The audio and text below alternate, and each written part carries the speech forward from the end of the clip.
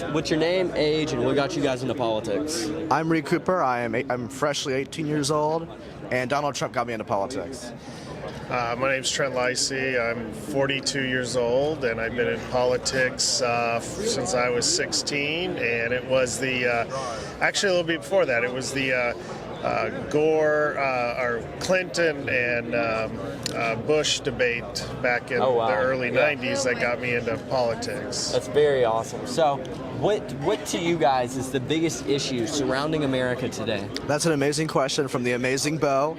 And I would say the answer to that is the child trafficking. I would say is the biggest, the biggest issue, right? Pedophilia. Yeah. You have the Epstein situation, and you have the recent thing that Elon Musk has uncovered with Balenciaga.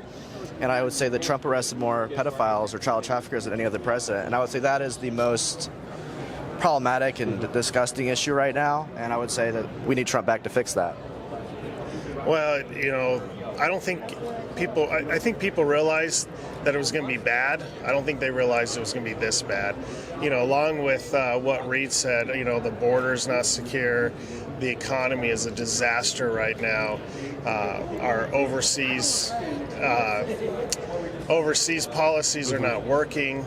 I mean, everything's a disaster right now. It's very interesting to hear the different answers. See, I've heard from a lot of people, immigration, and I've heard the Second Amendment. I've not yet heard. Well, I have an Instagram page, God bless DJT, and my main thing is about Donald Trump, but my main issue is the whole child trafficking, human trafficking issue, because I really think it comes down, everything connects back to that. If you look at the media, who funds the media? The deep state. And I would say the Epstein thing just is the biggest, everyone knows about it example. You have all these high profile people who are connected to him. If you went to a plane and hung out with him once or twice, okay. But you have people like Bill Clinton who hung out and went to his island over 20 times. And he's a pedophile.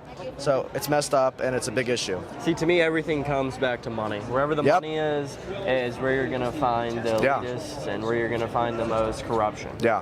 So anyways, what's your resolution to sex trafficking? I would say when Trump was president, he arrested more human traffickers than any other president. He needs to get back in.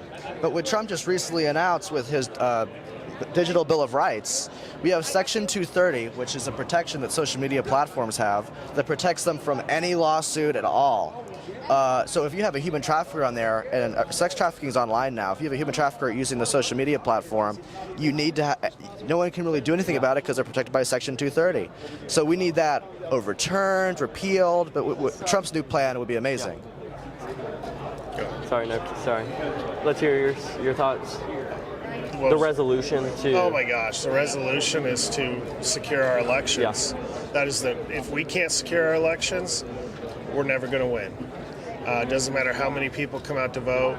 That is, in my mind, in order to resolve what's going on, to fix what's going on, is to get Trump back in office in 2024 and fix our elections. It's very interesting you say elections, and so that's why I work so closely with Go USA and the Opportunity Score. It's the first ever political credit rating system, and they judge politicians based off whether or not you're working for the Constitution and the American people.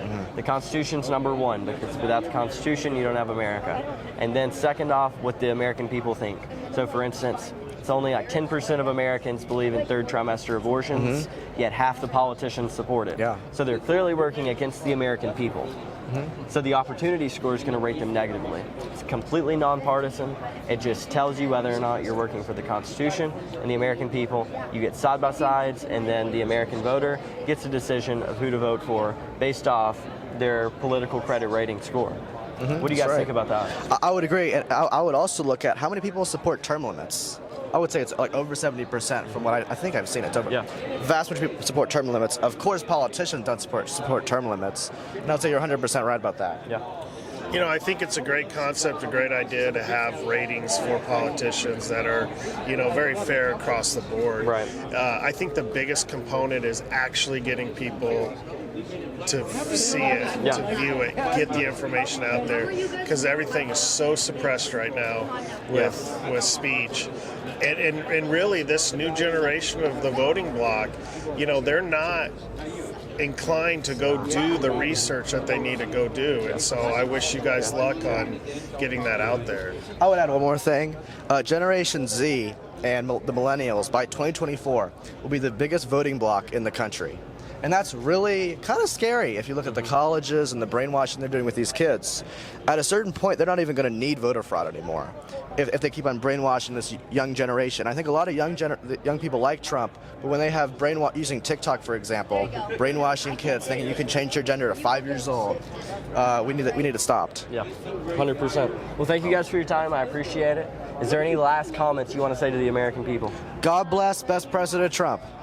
All right. My last comment would be, everybody has to vote. That is, in my opinion, the most important thing that Americans have to do coming up in 2024 is whether you believe in the elections are secure or not, you still need to get out and vote. Thank you guys. Thank you.